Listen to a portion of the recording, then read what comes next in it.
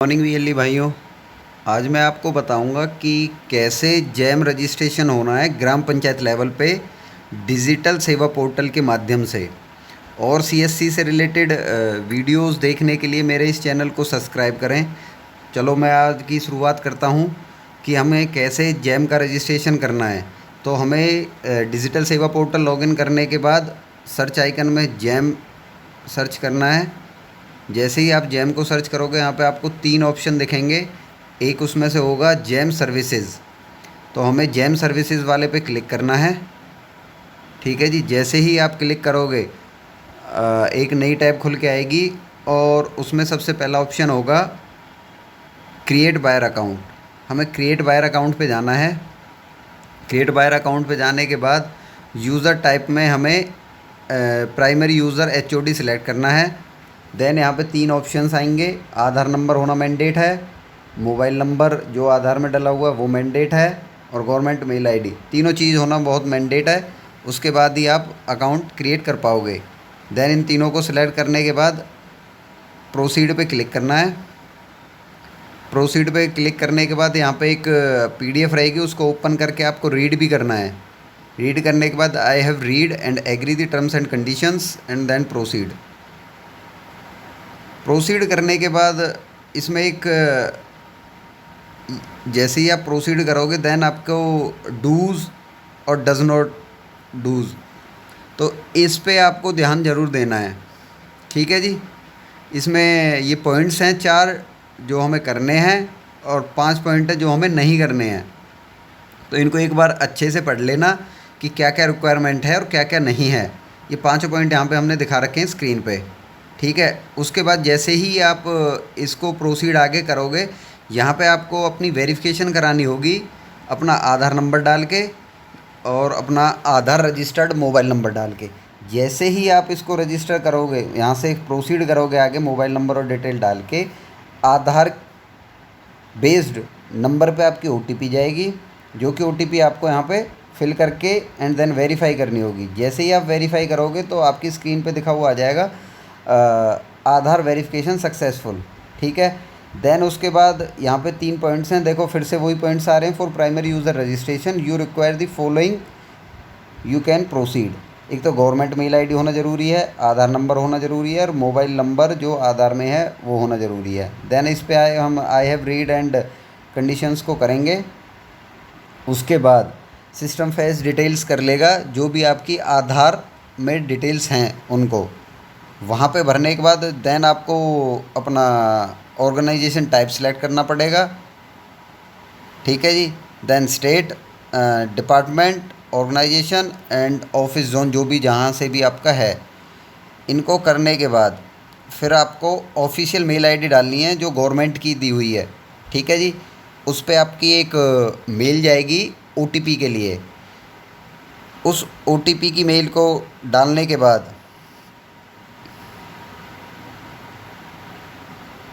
ठीक है जी, उस ओटीपी को डालने यहाँ पे आप ओटीपी आएगी, देन उसको मेल आईडी कंफर्म, ये देखो उसका आ रहा है, देखो यार user ID is the same being used in EGS, do not use any other ID.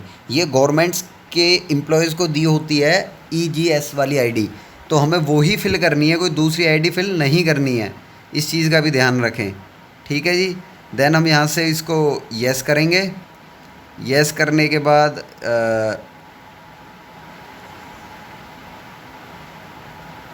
Then यहाँ पे कर दिया हमने। उसके बाद हमें क्या करना है, उसकी वेरिफिकेशन मतलब कंप्लीट तब तक नहीं होगी जब तक हम इसकी मतलब पूरी डिटेल्स को अपडेट नहीं करेंगे, ऑर्गेनाइजेशंस की डिटेल्स को अपडेट नहीं करेंगे।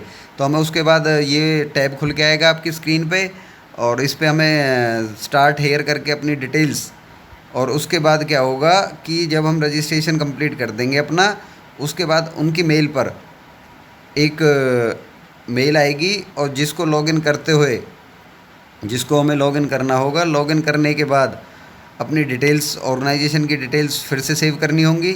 जैसे ही हम उसको सेव करेंगे देन ये इस पे ऑप्शन आएगा पेमेंट मेथड का। पेमेंट मेथड हमें सिर्फ MOPR वाली ही सिलेक्ट करनी है, और देन इसको सेव कर देना है।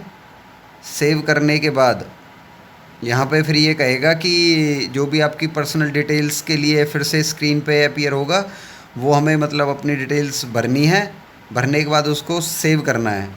जैसे ही आप सेव करोगे, यहाँ पे इस चीज़ का बहुत ध्यान रखना है कि यहाँ पे वेरीफाइंग अथॉरिटी का हमें अपना कोड भरना होगा। ठीक है जी। और वो कोड भरने के बाद आपको सेव करना है।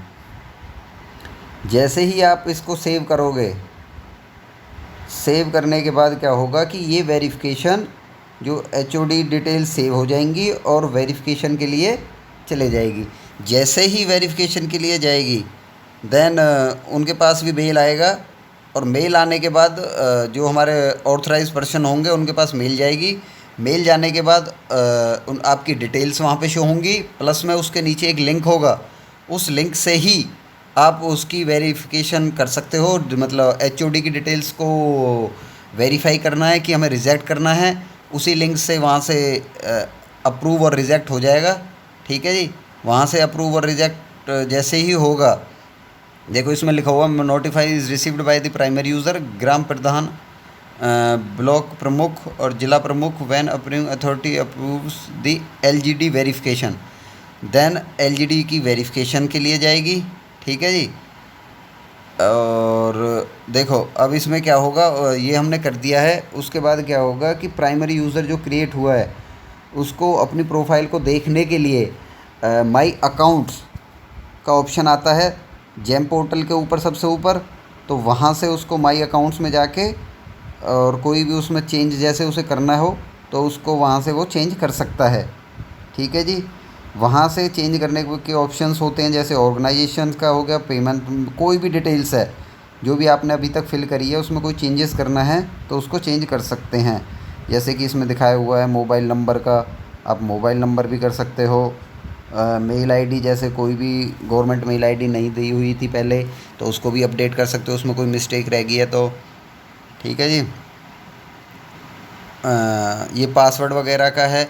पासवर्ड हमेशा उसका सेम रखना है जो हमारा ईजीएस में था। ठीक है जी। पासवर्ड को चेंज नहीं रखना है, सेम रखना है। और इसके बाद जो भी है, जैसे कोई भी आधार वैलिडेशन डिटेल्स हैं उनको हमें वेरीफाई करना है। और जैसे ही हम अपनी डिटेल्स और उनको फिल करेंगे तो उसके बाद जाके माई टर्म्स में जाके हम उनको फिर से देख सकते हैं कि हमने सारी डिटेल्स ओके हैं कि नहीं हैं। और इसी के साथ सभी का रजिस्ट्रेशन कर सकते हो आप ग्राम पंचायत लेवल पे। Thank you.